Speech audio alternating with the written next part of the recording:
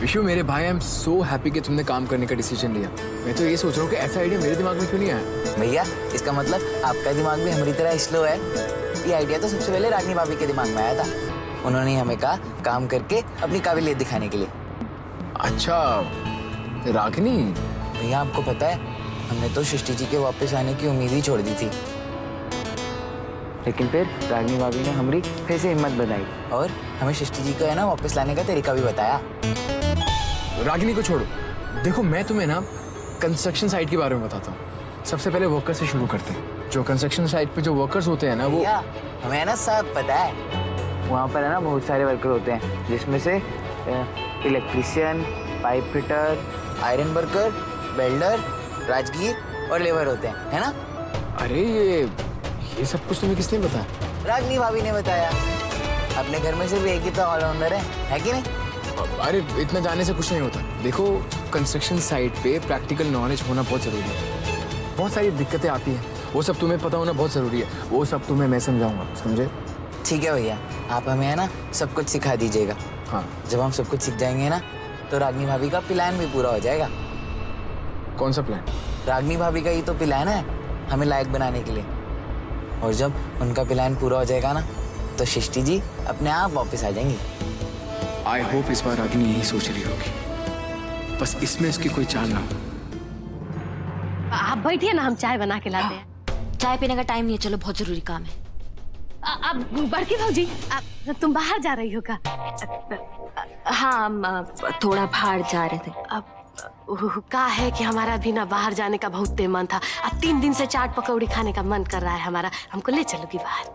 अब हम जहाँ जा रहे हैं, इनको साथ में लेके कैसे जाएं? चाट पकौड़ी, मन तो बहुत कर रहा है हमारा अभी। चाट पकौड़ी खाने का मन कर रहा है। अब आपका खाने का मन कर रहा है तो जरूर ही खिलाएंगे हम। हाँ, लेकिन हम कहाँ कह रहे थे दुलारी दीदी, एक कप चाय हो जाए। अरे कब बात करी दीदी जी। अरे वो चाय पीने के बाद ना चाट पकौड़ी खाने का अलग ही मजा है। लग रहा है बड़की भाजी हमको चाय बनाने में बचा के यहाँ से निकलने के मूड में है। हाँ हाँ, चाय पिए के चला जाए। हाँ तो चाय हो जाए।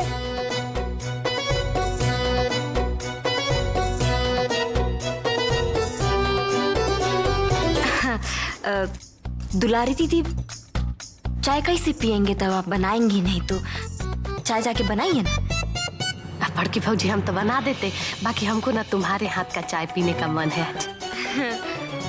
हमारे हाथ का चाय पीने का मन है ना, जरूर बनाते हैं आपके लिए चाय। पर पता है नारद, हाथों में पता नहीं काहे इतना दर्द हो रहा है। देखो सूजे से लग रहे हैं हमारे हाथ, बहुत दर्द हो रहा है। घर में अलगे हवा चल रहा है, जानते हैं। इनके हाथ में दर्द है, हमारा तो गोड़ बहुत दुखा रहा है, बहुत दर्द है हमको। बहुत दुख रहा है? कहाँ दर्द हो रहा है? बताया ना, गोड़ में दर्द हो रहा है। बहुत दर्द हो रहा है ना दीदी जी। ये कहाँ फंस गए आज हम, कैसे पीछा छुड़ाए इनसे? एक तो काम करते हैं, इनके पैर में दर्द हो रहा है, आपके हाथ में दर्द हो रहा है, तो चाय ना हम बनाते हैं। हाँ, कैसा रहेगा? हम लेके आते हैं चाय, और चाय हम ऐसा बनाएंगे ना तो मतलब दोनों का मिजाज ना हरियर हो जाएगा। सहियार के जाइएगा, का है कि आपको गिरने पड़ने का आदत है। तो सत्यानाश, हम तो जानबे करते हैं खड़ा हुए हैं तो गिरने के लिए। दो आदमी काहे नहीं रख लेते हैं अपने आगे पीछे आपको उठाने के लिए? अरे जोर से लग जाएगा दुलारी, देख ली। अरे बाप रे, लग गया लग रहा है। अरे दुलारी दीदी जाके बर्फ लेकर आइए, चाहिए। हाँ, हम लेकर आते हैं। और दर्द हो रहा है ना? हाँ दीदी जी, दर्द ना बहुत दर्द हो रहा है दीदी जी। बहुत जरूरी काम। अरे जो बर्फ लेने गए थोड़ा लगा ना लेंगे। अरे हमारा काम ना बहुत जरूरी है, हो जाएगा ना तो आईसीयू में भर्ती करा देंगे बस। आईसीयू में? बूझ गए हम। अरे कहाँ जा रहे हो? चलो बैग बात तो ले ले दीदी जी। जल्दी लो।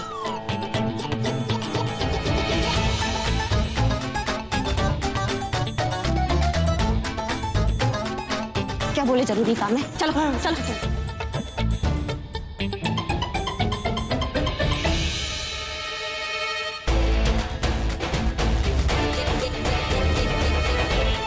देखो हम कितना कोशिश किए साथे जाने का, बाकी लोग हमको पागल बना के चले। हाँ मुखियान, हमने बीज डाल दिया है। अब बस तुम देखते जाओ, वो बीच में खाद, पानी और हवा देके बड़ा जहरीला पेड़ बनाते हैं जो विद्वान सिंह की फैमिली को गिरफ्त में ले लेगा। क्या तुम्हें हमारी बात समझ में नहीं आई? अगर तुम्हारे बात समझ आ जाती, तुम्हारा वकील होना बेकार है। तुम अपना काम करो और उस घर की पल पल की खबरें मुझे देती रहना, ठीक है?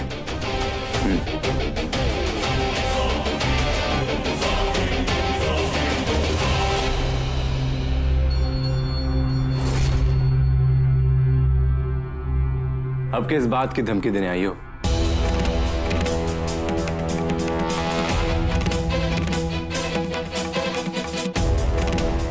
लगता है तुम रागिनी सिंह का पूरा रिसर्च नहीं किए हो अभी। हम ना धमकी नहीं, चेतावनी देते हैं, और जो चेतावनी समझ जाए ठीक है, और जो ना समझे ना उसको दोबारा मौका नहीं देते। लेकिन फिलहाल हम तुमसे ना कुछ बतियाने आए हैं। क्या बताना तुम्हें? हम ये तो नहीं जानते कि तुम्हारा इस सबसे क्या फायदा है, लेकिन एक बात समझ गए हैं, तुम मुखियाइन के साथ मिलके हमारे घर वाले और हमारे देवर जी के खिलाफ जो है ना साजिश रच रहे हैं। तुम्हारा चाल तो बहुत अच्छे से समझ रहे हैं हम, लेकिन तुम्हारा नियत समझ में नहीं आ रहा है। हमारी चाल और हमारी नियत समझने के लिए तुम्हें हम जैसा ग्रेट बनना पड़ेगा, क्योंकि तुम्हारे बस की बात नहीं है। ए वकील, क्या बकैती कर रहा है रे तुम? तुम बस इतना समझ लो कि सृष्टि को तुम्हारी फैमिली के चुंगल से आजाद करवा रहा हूं।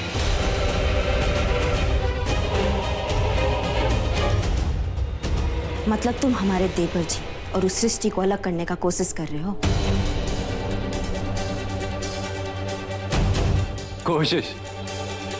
कोशिश लफ्ज का तो वो इस्तेमाल करते हैं जिन्हें फेल होने का डर होता है।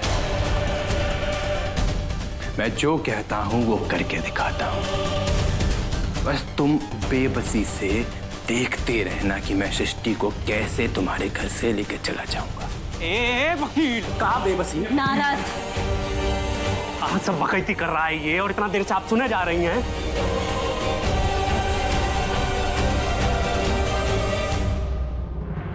वकील साहब, तुम्हारा ये जो ख्वाहिश है ना, वो इस जन्म में तो पूरा नहीं करने देंगे, क्योंकि कहा है ना कि हम भी अपने देवर जी से पिरामिस करती हैं।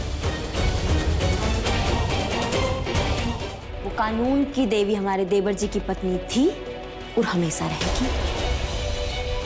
हम उनको मिलवा कर रहेंगे।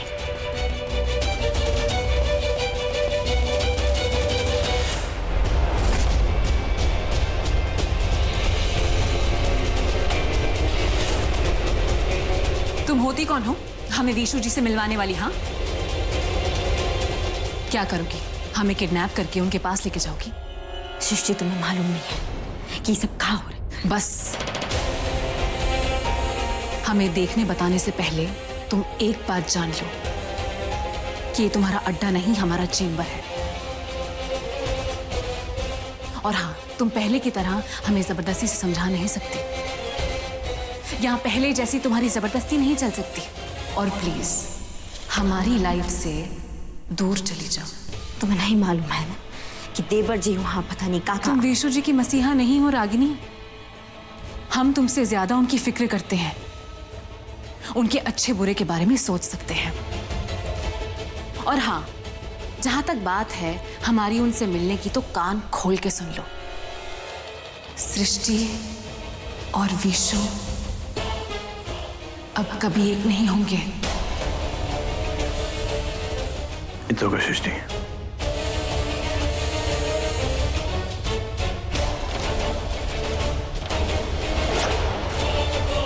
Thank you Ragini. तुम्हारी वजह से मैंने भी वो सुन लिया जो मैं हमेशा से सुनना चाहता था। अब तुम बस सुनती जाओ। 4 दिन के बाद तुम सुनोगी कि सृष्टि शेखर की हो गई और तुम कुछ नहीं कर पाई। सृष्टि, तुम्हारा इतना बड़ा भाषण सुनने के बाद ना हमको एक ही बात समझ में आई है कि तुम्हारा जबान नहीं, कोई और बोल रहा है। तुम पढ़े लिखे लोगों का ना यही प्रॉब्लम है, जहाँ दिल लगाना चाहिए वहां दिमाग लगा देते हो। दिल से सोचोगी ना तो देवर जी से अच्छा कोई नहीं है।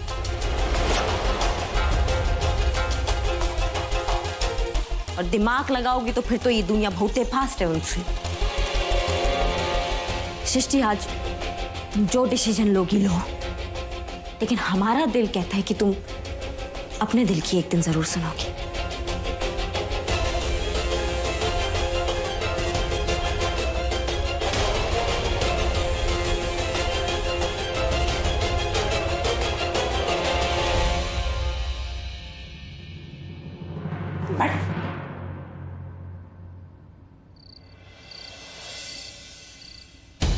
अब के अंदर चाय नाश्ता करने आएंगे आप? हाँ, नहीं, जितना काम है ना उस पर ध्यान रखो।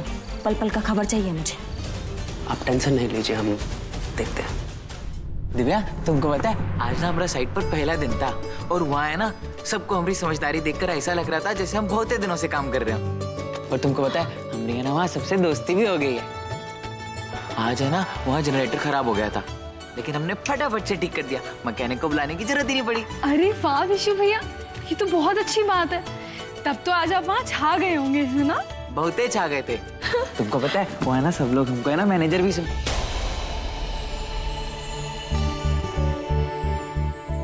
समझने लग गए थे। वेरी गुड विशु भैया। आपको पता है हम सबको ना आपकी काबिलियत पर शुरू से भरोसा था, तो आज इसीलिए माँ ने आपका फेवरेट खाना बनाया है। दिव्या, चलो बेटा खाना लगा देते हैं, कहे कि बिस्सु को बहुत भूख लगा होगा। हाँ जी माँ, चलिए चलिए आपके लिए खाना लगाते हैं। देवर जी, आज आपके भैया को भी आपका काम बहुत अच्छा लगा होगा ना? हाँ, मुझे तो पता ही नहीं था मेरा भाई इतना टैलेंटेड है। बल्कि अब तो तुम्हारे होने से मुझे कंस्ट्रक्शन साइट पे ऐसा फील नहीं हो कि मैं अकेला हूँ। भैया, आपको हमारा काम सच में अच्छा लगा? अच्छा नहीं, बहुत अच्छा लगा।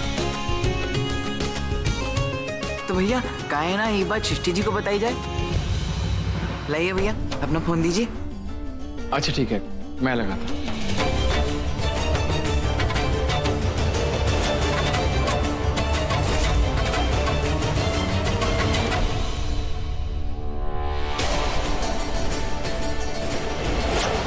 कोई जरूरत नहीं है सृष्टि को फोन लगाने की।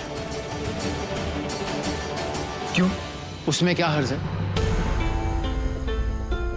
देवर जी, आज ना आपका काम का पहला दिन था। अब आप ना बहुत जल्दी ना सारा काम सीख लेंगे। कहीं आपके काम के चक्कर में कोई दूसरा अपने काम के मजे ना ले ले। आपके जो सामने सांप है ना, आप उससे तो बच जाएंगे, लेकिन जो आस्तीन का सांप है उससे कैसे बचेंगे आप?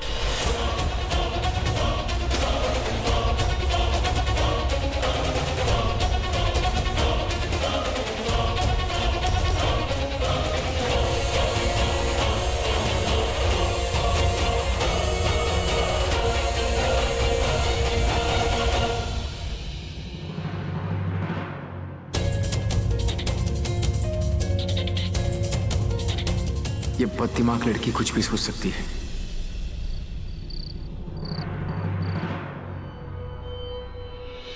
बैठो शिखर।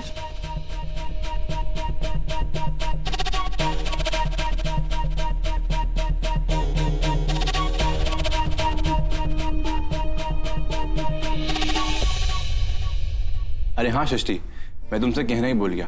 तुम प्लीज वो डाइवोर्स के पेपर पे साइन कर देना। कल मैं कोर्ट जाके उसकी हियरिंग की डेट ले लूंगा। पूनम, एक गिलास पानी मिलेगा? श्योर सृष्टि।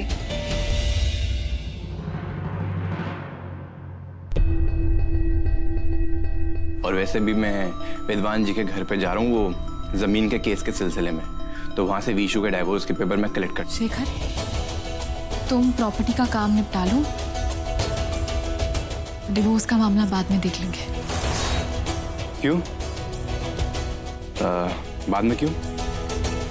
शेखर, हमें लगता है थोड़ा टाइम लेना चाहिए। वैसे भी उस घर में बहुत टेंशन चल रही है, तो ये सारा काम 1-2 दिन बाद भी तो हो सकता है ना। ये तो तुमने बहुत अच्छा सोचा सृष्टि।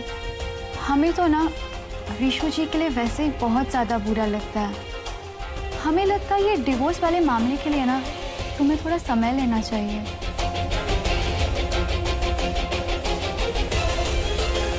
जितना बोलना है बोल लो विशु की तरफ से। पूनम, तुम्हारा भी ठिकाना सेट कर दिया है मैंने। सृष्टि, मुंह लटका के काहे बैठी हो? चाय पियो। हाँ।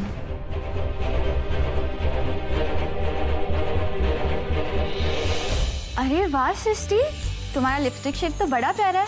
कौन सी कंपनी का है? पूनम, हंसो भी यार।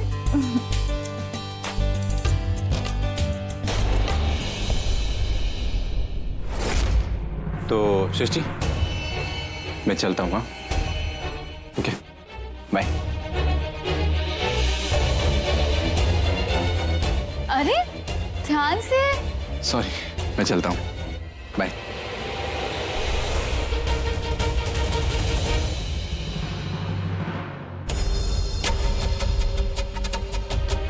ये क्या बकवास कर रही थी तुम नीचे? हाँ, क्या समझते क्या हो तुम अपने आप को? ताव मत दिखाइए हमें ज्यादा। मैं विशु की तरह ना समझ नहीं हूँ जिसको तुम्हारी टॉन्ट समझना है। क्या कहने की कोशिश कर रही थी? हाँ, कौन है आस्तीन का सांप? क्या कहा तुमने?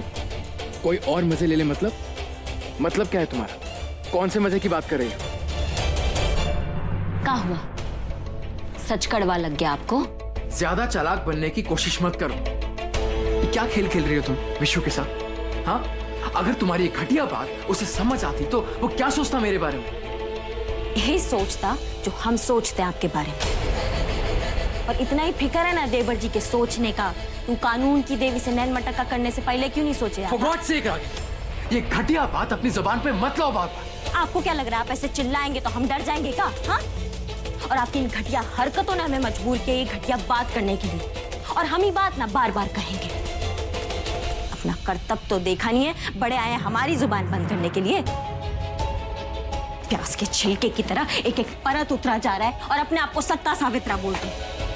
जरा मैं भी तो सुनो कि ऐसी कौन सी घटिया हरकत तुमने देख ली कि तुम्हारी दिमाग की गंदगी तुम्हारी जुबान पर आ गई। हम ना बदतमीज हो सकते हैं लेकिन बेशर्म नहीं। और मिस्टर जी, आपकी हरकतों के बारे में ना आप बहुत अच्छे से जानते हैं, हमारा मुंह मत खुलवाइए। जिसकी दिमाग में जो गंदगी होती है ना, वो उसकी आंखों में हमेशा दिखाई देती है। तुमसे तो बात करना ही बेकार है, क्योंकि मेरी जुबान तुम्हारी सोच की हद तक नहीं गिर सकती। इसलिए मैं तुमसे आज के बाद इस टॉपिक पे कभी बात नहीं करने वाला। आपको क्या लगता है कि हम का बेचैन रहते हैं कि आपसे बात करने के लिए? हाँ, अरे हमें भी नहीं करनी है आपसे कोई बात, समझे आप?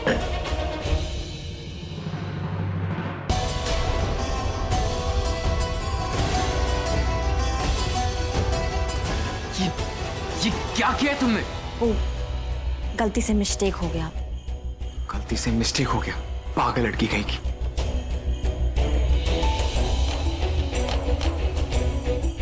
अरे सारा कपड़ा यही खोल देंगे क्या?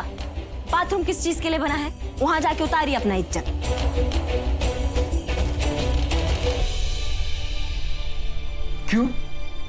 क्यों बाथरूम में जाऊं मैं? ये मेरा कमरा है, मैं जो यहाँ चाहे वो कर सकता हूँ। मैं वॉशरूम में क्यों जाऊं? तुम्हें प्रॉब्लम है ना? तुम कमरे से बाहर जाओ, मैं कहीं नहीं जाने वाला, समझी?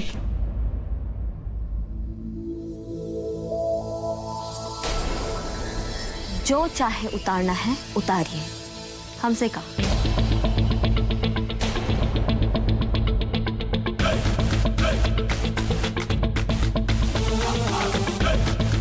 देखो, मैं अपनी शर्ट निकाल रहा हूँ। अगर तुम्हें प्रॉब्लम है तो अभी भी तुम्हारे पास टाइम है, तुम बाहर जा सकती हो, समझी? मैं खोल रहा हूँ बटन। चेतावनी मत दीजिए, अपना कार्यकलाप ना चालू रखिए। अभी शर्ट उतारेंगे, फिर शर्ट के बाद पेंट भी तो उतारना होगा ना आपको। उतारिए, हम कहीं नहीं जाएंगे, हम यहीं बैठे रहेंगे। तुमसे ज्यादा बेशर्म लड़की ना मैंने आज तक अपनी लाइफ में नहीं देखी। पैंट उतार दो। मिस्टर जी, आपने रागिनी सिंह को रसगुल्ला समझ के अपने हलक से नीचे उतार लिया है। लेकिन हमें बचाना ना आपकी बस का बात नहीं है।